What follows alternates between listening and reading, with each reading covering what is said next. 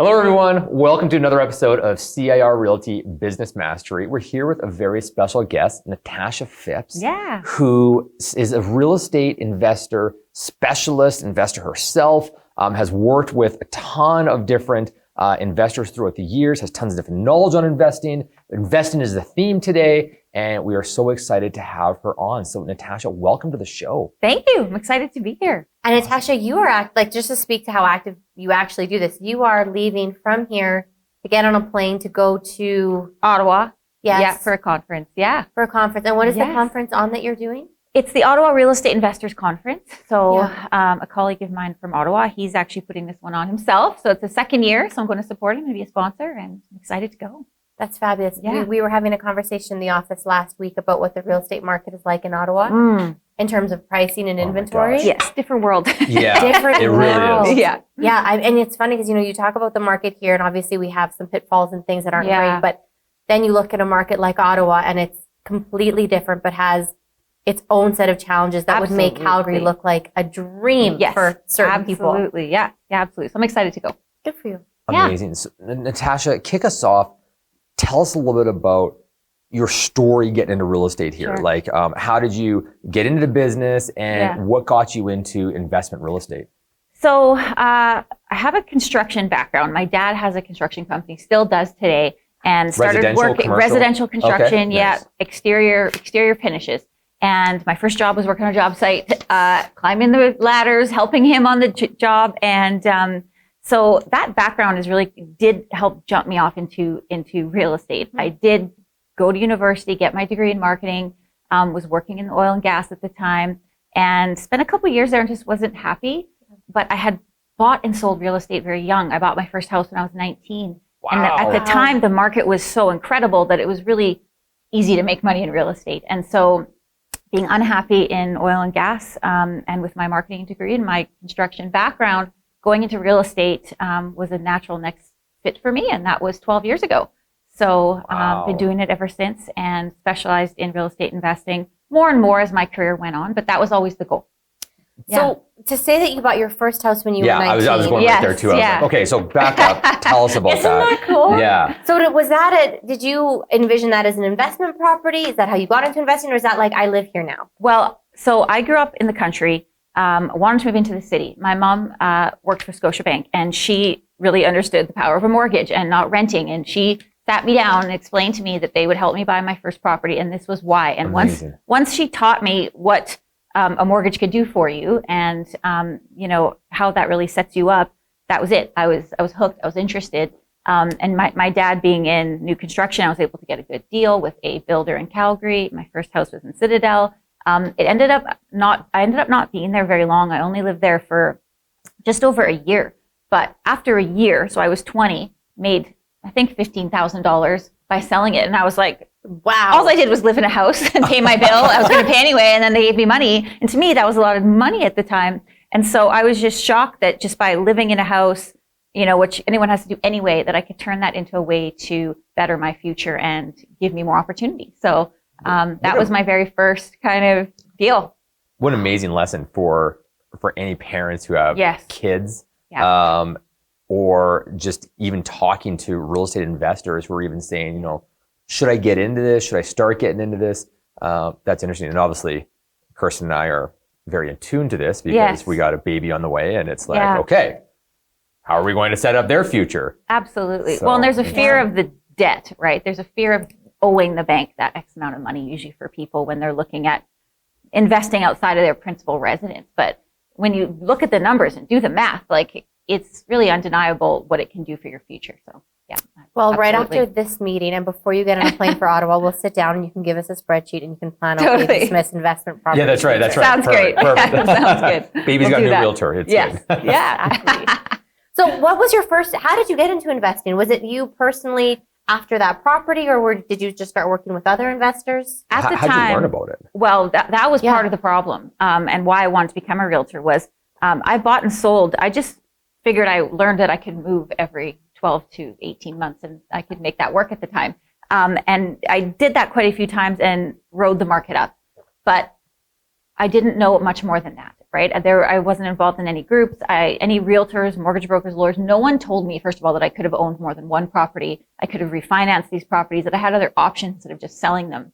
And so sounds like you're monopoly. Once I learned that, once I started learning this stuff, I was a little bit pissed off that no one kind of gave me good advice. Right. And so when I went to get my real estate license, I was like, this is the problem I'm going to solve. This is what I want to become and learn everything I could learn. And this is a lifelong pursuit, but it just wasn't common for anyone to be focused on that at the time that I knew, at least in my circles. So it was a matter of solving a problem and then also helping myself in the path that I wanted to take. So.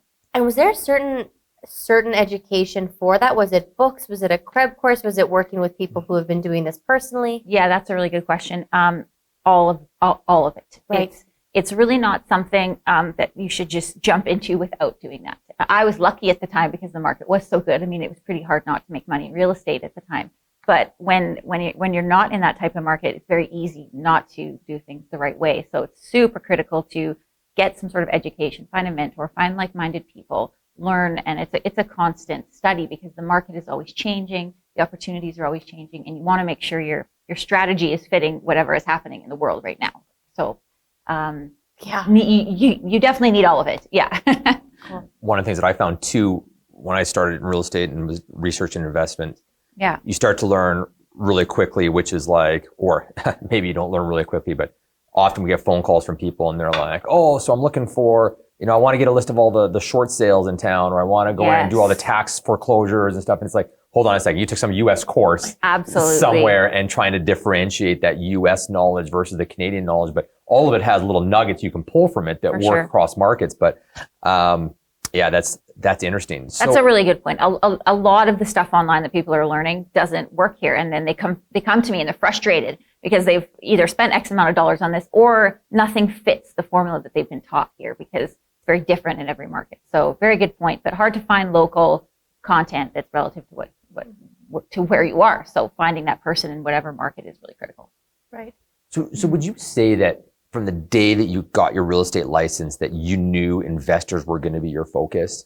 Or was that something that you said, I want to get in real estate now because I'm, I enjoy real estate, period. Yeah. And then you sort of got into investors. Was it right away, or? I definitely wanted it to be my focus, but like most new realtors, you're scared to say, I do this, right? Specialist, I do everything is what you want to say, right? Because you don't want to turn anything down.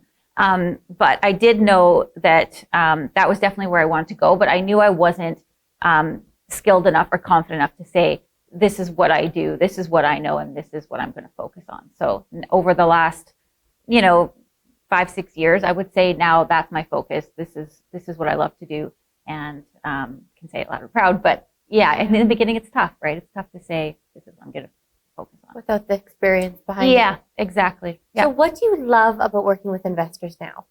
So I love what it can do for someone's life. Real estate investments give you options. It gives you backup plans. It gives you funding for some other business you might want to do. It gives you opportunity, basically, and options in the future. Options, that me and my husband have needed. There was a time where I was very sick for about 18 months or so, couldn't work. Wow. And we used our investments to help carry us through those times. My husband has also gone through some very big health challenges. If we wouldn't have made those investments younger, when we were, in our mid 20s to, late 20s, we would have been in trouble.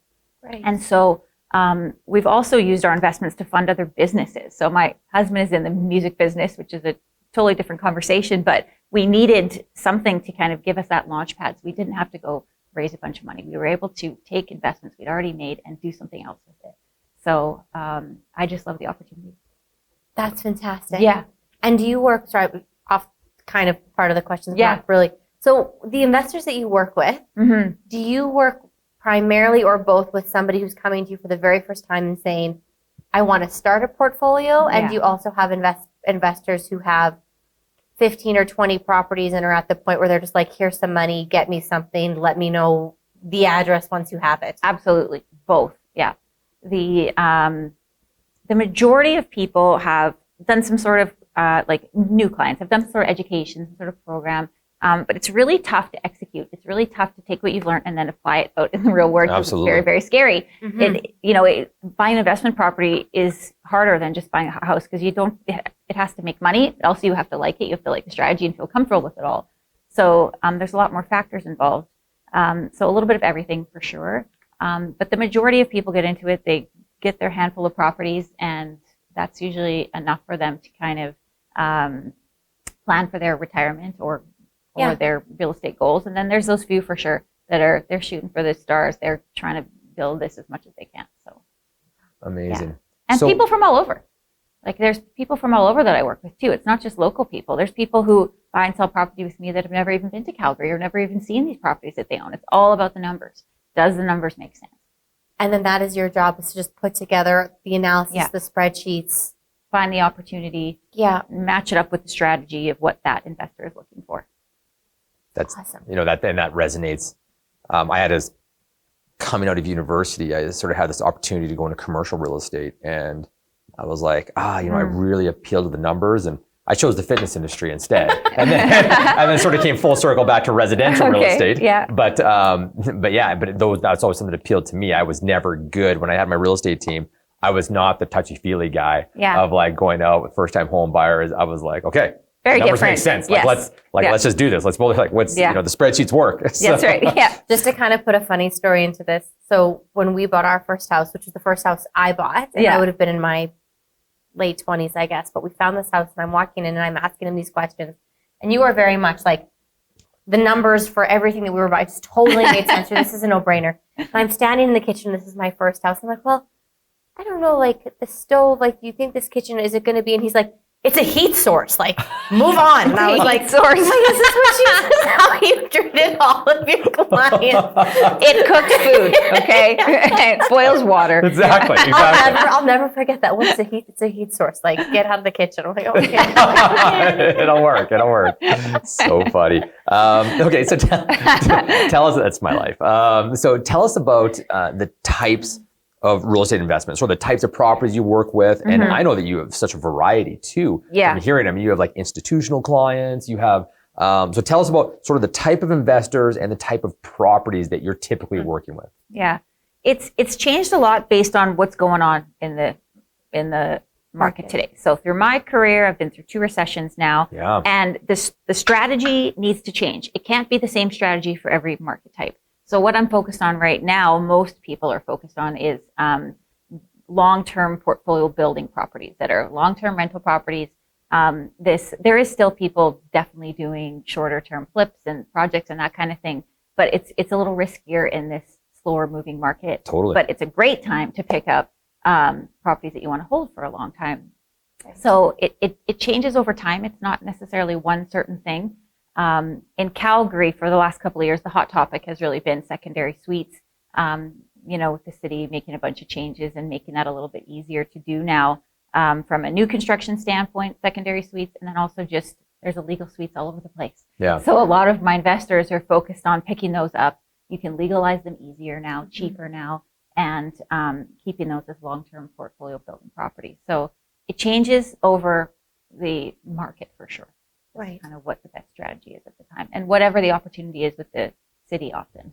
Now, so what's going on in our city? So let's talk about that for a second, just relative to the Calgary. And I know that obviously we serve 5 different real estate boards across Alberta, but let's just speak to Calgary. Vast majority of our realtors are here.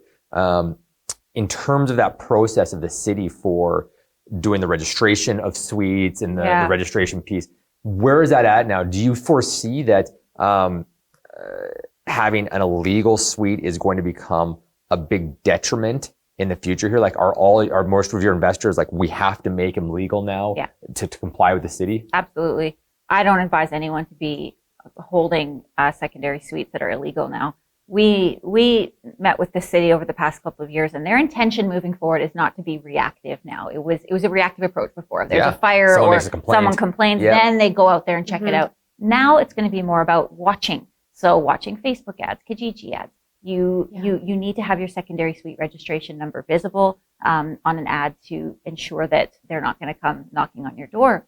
So that is not a strategy that I would feel safe advising someone to do, given fines, throwing your tenants out, ripping out your kitchen, ripping out your stove, right? Like that's too much risk. And so, given there is a lot of opportunity now to do it the right way, there's really no reason to have to do it the wrong way, I guess, right? Like that's kind of how we had to do it before, because there were so many roadblocks in the way with the city to do it legal that, well, even today there's only just over 2,000 legal suites in our entire city.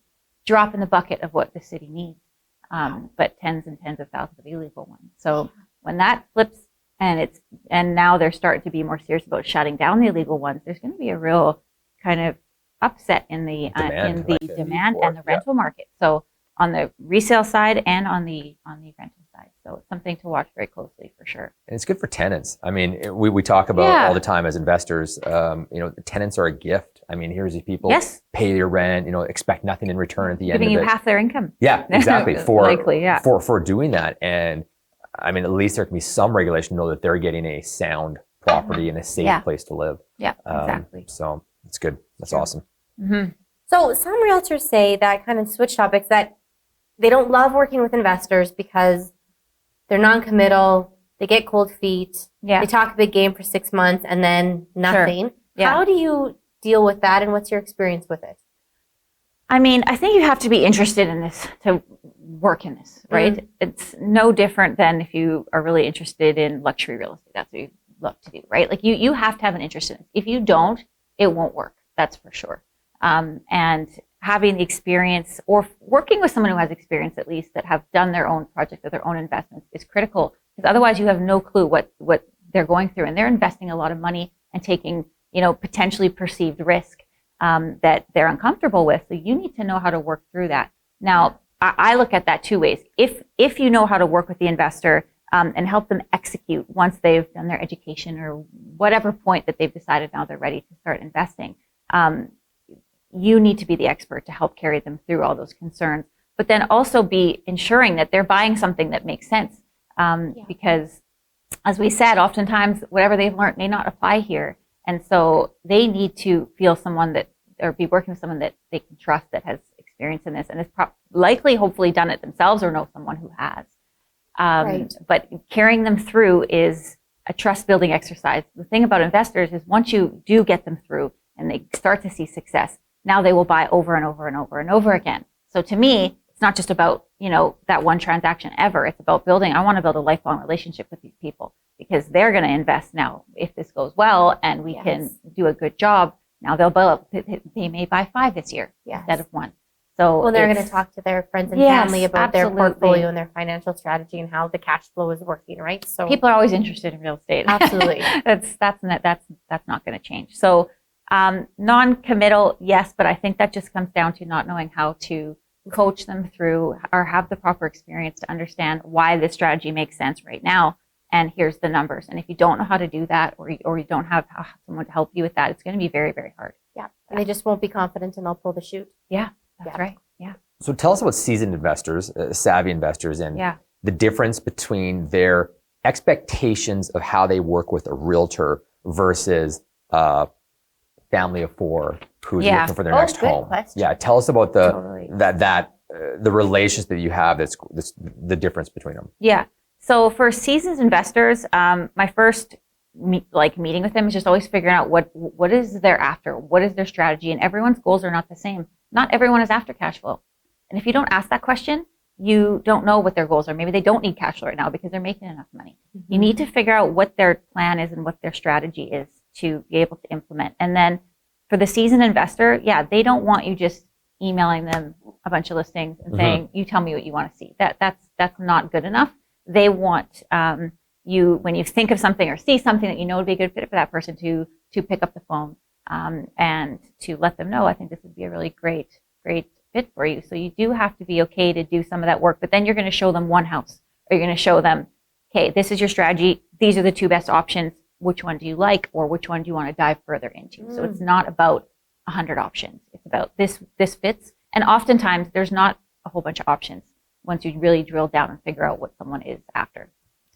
So how do you, again, question not on here. Yeah. So in terms of structuring your day and just getting educated on products that are out there, whether it be resale market or what's going on with builders that they're offering and incentives, how much of your day is spent looking at properties and trying to find this stuff, and how much of it is actually listed versus you are finding things that nobody knows about yet. I bet that's a big job. It is a big job. Doing this for a while now, people know me now and will also say, I have something, or they'll call me, do you have anything, and do you have anyone that might be looking for something like this? So the word does get out. The majority of all my transactions are off market, whether it's with builders who have developed a specific product for a specific type of investor, and I've had a hand in that, which is great because I know that this is going to fit with this type of person, and this is a large portion of my clientele.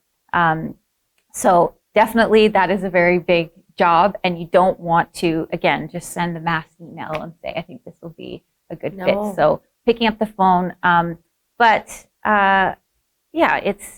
it's kind of, it just tends to work out kind of what's at the front at that moment, who's really ready to go at that exact moment, and focusing on that at that time, and just prioritizing. And then there's always the general kind of population of investors as well, that if I see something really interesting, I'll just send it out and be like, hey, here's a great deal I found today, and I think this might be interesting for you. So looking for deals and education. That's kind of my days, finding opportunities and educating.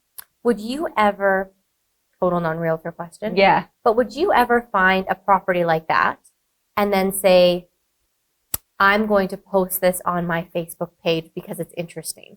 Or if you were to find a property like that, would it be like, this would only go to a list? Because I'm thinking of, residential realtors. It's like, I have a listing. I'm going to do everything I can to market this because it's interesting, it's beautiful, and I want to get it sold.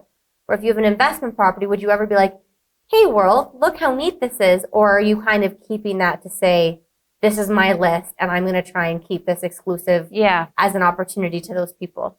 I mean, I think it depends on the opportunity. I would be okay to go and post it out to the world if that made sense. But ultimately, for an investor, usually just posting it out there isn't enough. You need to explain it to them. You need to explain why they should care, why this, what strategy this would fit for, and then who that might be good for. So the marketing that you do for that type of stuff is completely different than what a residential realtor would market a property. Yeah, exactly. When I first meet with someone, I want to figure out what's their time situation, what's their money situation, because those two things determine which strategy ultimately you're going to have to go to or run away from. If you don't have a lot of time, get a lot of money, maybe you need to find a partner that can fill that void. And a lot of people tend to find each other that way, and start doing deals together. And then those skill sets and resources often determine with their goals what they're looking at. So, and then just marrying that up with the opportunity. So interesting. Yeah. Can I speak to your Facebook page for a second? The group? Yeah. Sure. We could have edited that out if I had to. I think that this is brilliant. And I don't know how you're using it, and I haven't been on it much yet, but just last night we connected on Facebook, and you invited me to your group. Yeah. And it's a private group. Yes. And I'm assuming, and what's cool about it is it also says, like, this is a group, it's got, CIR agents or agents as well, it's got other people. Yeah. And you have investors and stuff.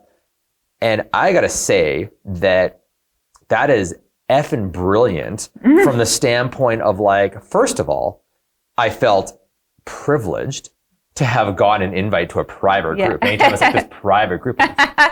All right. It's okay. True, well, first of all, I feel like, but it's like now I'm part of a club that now it's like, oh, if you have a good deal or you have something, that would be an ideal place to post it. Tell me a little about your strategy on that, or your strategy with that, because it is, I think every realtor in the city has to have this private group of their client, but you also let agents come in. Yeah. So tell me about this group. Yeah. So it's funny you talk about the private thing. I mean, everyone kind of wants to know what they don't know. They want to be in on the secret, right? Yeah. And insiders information. Exactly. Yeah. And so the group was started as that, but also just to give people a place to ask questions, to educate each other, to network, for me to post opportunities and deals. So yes, it is definitely somewhere. If I have anything hot to say or any hot deal or whatever, that's where I go first, because it's easy for me. I don't have to go into my database, email it out. Easier for me to post something there quick and fast. And like the group kind of idea is really going back to that education, where I do want to become a resource for people, give them a safe place to ask these questions, and provide the local content. That's really what it's about, because there's no shortage of information, but none of it has to do with our city. Right. Or Alberta in general. So that was really the motivator behind it, for people outside of our city to learn about Calgary, and then obviously people here as well. Yeah. I want to know what groups I'm not a part of now. That's right. I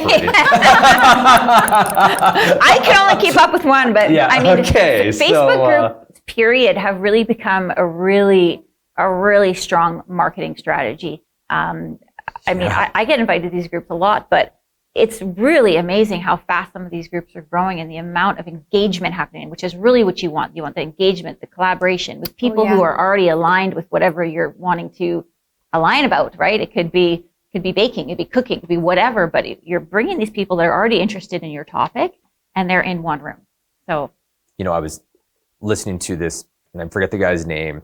He's Japanese, Eiko or something, but he's a futurist, and he writes these great books on what the world's going to look like in 20 years from now. And he says, but really nothing has changed. Nothing has changed from even caveman days. In caveman days, we had our tribes. We had certain fires that we wanted to get around and talk with like-minded people around the fire. And all we've done is created different versions of campfires. And now it's like, we want to be around the investment campfire that's there. We want to be around the CAR agents campfire. And that's all it is. And those like-minded things, we're going to have the same conversations. And that hasn't changed in centuries. And if you can embrace that like you have, even mentally, and said, I just want to bring together this like-minded group. And, you talked about your husband being in the music industry, or I just think that's a totally other niche, whether you're doing quilting or whether you're doing music or real estate. It's just campfires. Exactly. Yeah, I love looking at it that way. Yeah. And taking the pressure off it being about sales, right? This is just gather people who are like-minded and,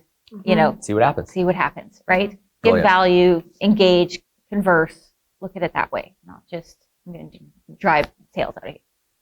Yeah.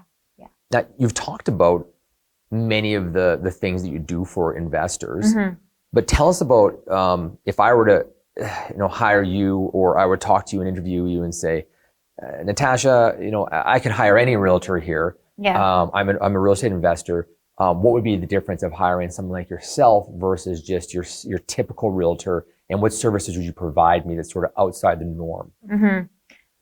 For an investor, they have a really hard time finding a realtor that understands often what they've, again, learned or what they want to implement. And so usually when they do sit down with me, we're very aligned right away. And so that goes a very, very long way. So for anyone looking to get into this as their niche, you need to get to that point where you have someone that is teaching you this. But so for a client coming to me, it's really just determining the strategy and implementing and helping them implement it and being the expert on the ground to do that.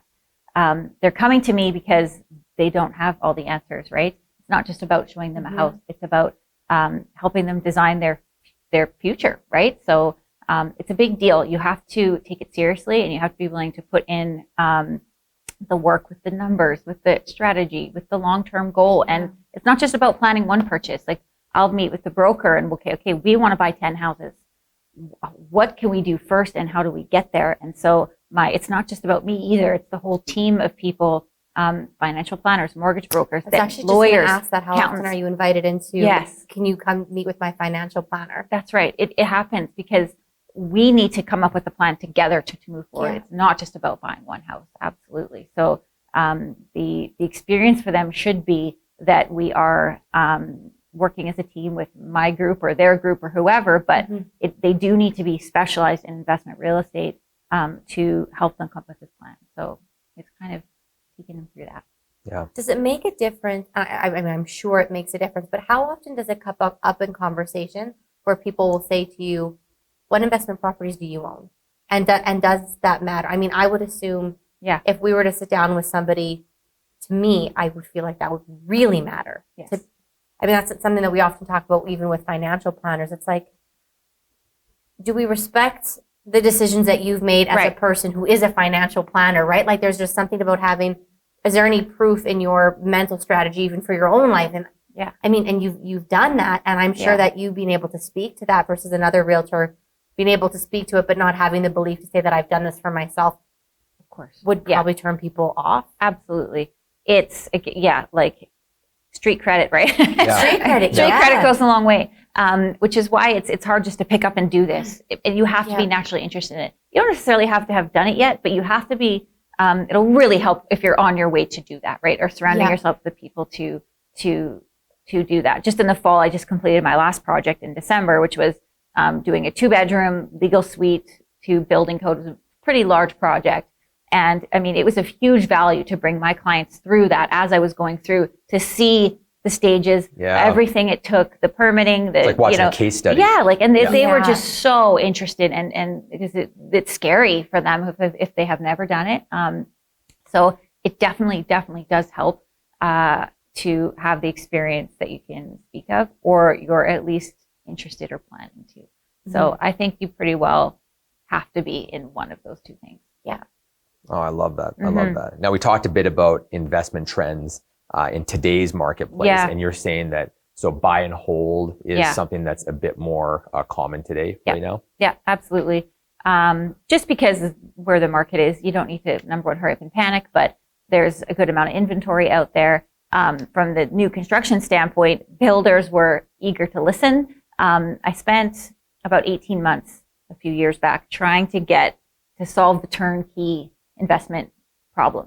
There really wasn't a turnkey option here. Yeah. You had to buy some beat up old house, legalize it, get your hands dirty. That comes with a lot of risk and questions and fear. And it was also not feasible for someone outside of our city to now invest here. And so I met with pretty well every big builder in town, big, medium, and got a lot of resistance to doing something different, right? But once I found those few builders that were interested in trying something different, it's been a game changer to have the turnkey option there now, right? It's a lot more accessible. That's amazing. Yeah. Well, and I mean, if anybody's interested in this, they should definitely reach out to you. But in the 3-minute pitch you gave me, pitch isn't the right word, but you mentioned a product that you were working with, and you had a couple of numbers, and I was just like, I'll have 5. That's right. Like, it's just, you're right. Like, compared to the other option that is provided, what you've done to package this is so simple and beautiful and easy for people that don't feel like I have the next 6 months of my life to hire 8 tradespeople. No. Yeah.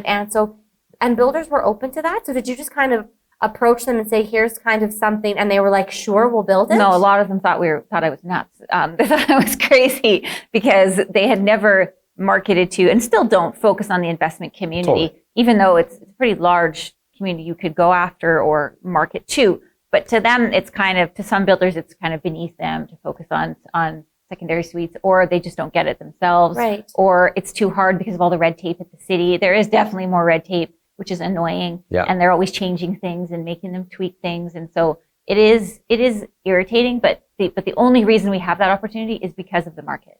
So if things were great, they wouldn't be giving me the time of day, likely, because it is a little harder for them. There's more work to be done.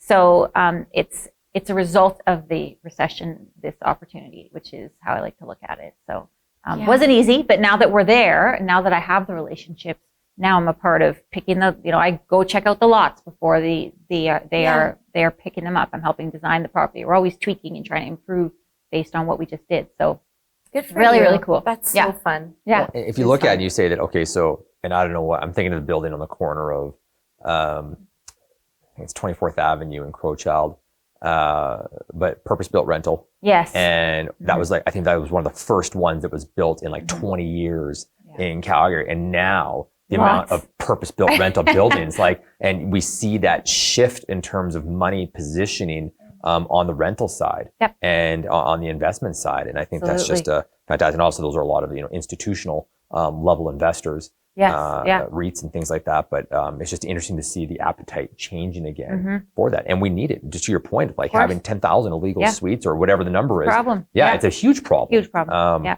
Okay. When you say buy, and then you can run, when you say buy and hold, just kind of for the majority of people watching who don't work with investments, what would you define as hold? Like, is in your mind, is that a certain amount of years, kind of off the top of your head? Typically, at least 5 years, but most of these people are looking at 10 or more. Okay. Any kind of shorter than that is, and if we're buying something now and want to get rid of it in 2 years, that's a very different strategy. that I would be advising very differently. Yeah. Just based on our market is not super quick moving. So, you need to be careful there. So yeah, 5 to 10 years. 5 to 10 years. Yeah. Okay. Yeah. So what advice would you give someone who's looking to, realtors, who are looking to start working with investors today? Mm-hmm. I think you need to find people who are doing this. You need to start learning, and you don't know what you don't know. And this is not something you can fake it till you make it.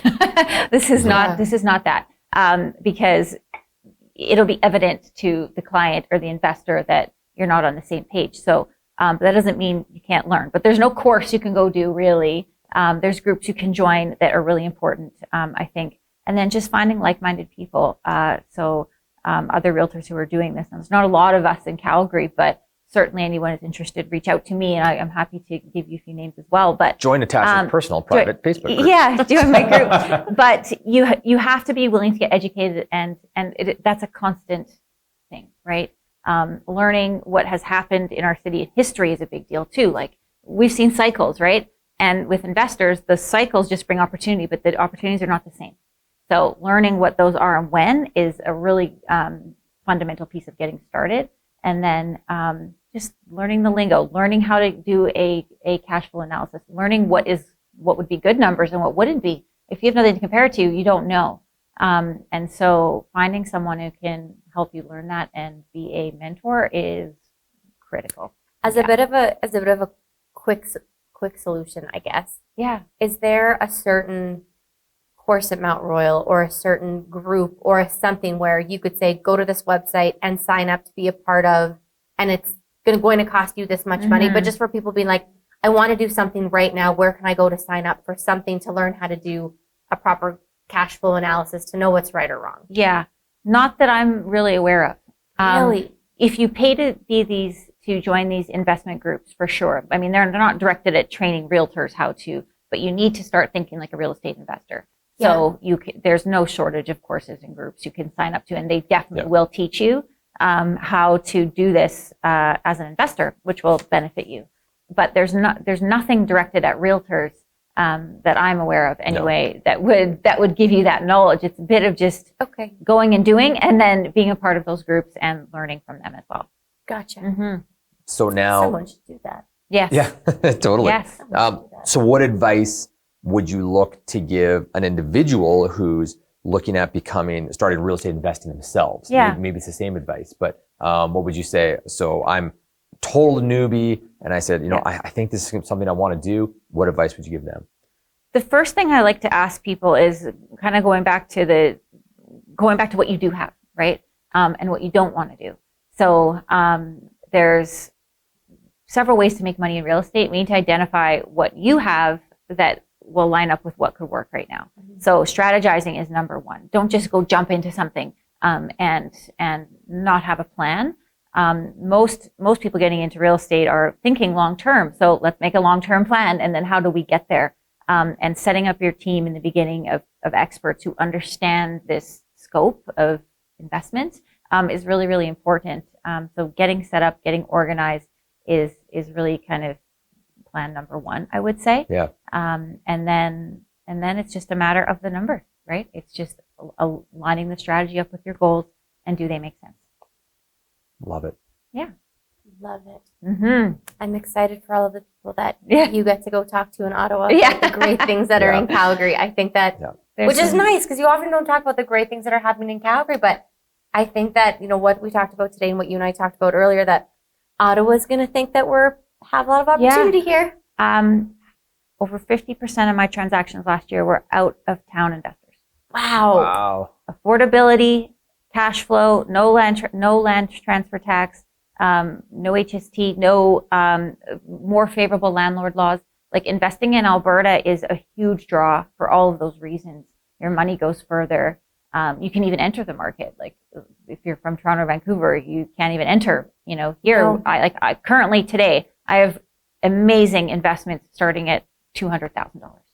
Wow. Which is impossible to do in most of these markets, right? So it's attracting people here, and despite the recession, despite the economy, people still want to live here. When you look at the actual data and the actual economic indicators, They're not what people expect when you show them the actual data and what is actually happening. Yes, we've been struggling, no doubt about it. However, people still want to live here. There's people still moving, way more people moving here than leaving. We still have the highest wages per household in the country. Like those people have to live somewhere. And they're, moving to our city. We're a very liked city and a very smart city and resilient. So that's not going to change. Natasha, that's a great note to end on. That's unbelievable. Thank you so much. My pleasure. Absolutely outstanding. Thank you for your time, and I'm glad that we got you out of here on time. Yes. So you don't miss your flight. Get on your flight. So, but and I think that your offer to have a conversation with realtors is pretty legit. Absolutely. So feel free to, Natasha is with Sierra Realty, so nphipps@sierrarealty.ca. It's pretty easy to get a hold of one of us. Just as an aside here, because I was about to do the asterisk. Do it. Okay. Yes. Like you're not going to have 600 sit-down coffees with somebody, but one of the things, we could rent a room if we have that many people. Well, and that's actually what you offered. She said I would let I was very willing to do something in the PDC to have a conversation with a group of people. So I think that after this, maybe in a few weeks we'll set something with that up, because I think a lot of people watching, I can't imagine how anybody could listen to this interview and not want to be a part of this conversation, right? Like you said, it is positioning yourself and your clients for a better future. And I can't imagine somebody not wanting to put their hand up for that. So we'll do something with you in the future that makes. And on the stream right now, would love to. This starts as a live stream or the stream there, post on the chat. Let us know, express some interest, and then what we'll do is we'll set something up in April. Perfect. Things settle down a little bit here, and then we'll go from there. Thank you for your willingness to educate My pleasure. people Thank you share for your having story. me. Oh, absolutely. You're welcome. All right, guys. Well, thank you very much for tuning in today. We hope that you have a great rest of your week. And if you would like to listen to this further, you can download all of our Sierra Realty Business Mastery interviews on any podcast that you listen to, which is easy. And you can find these videos recorded at sierrarealtybusinessmastery.com. So hope you have a fabulous week, and we will chat with you later. Take care, everyone.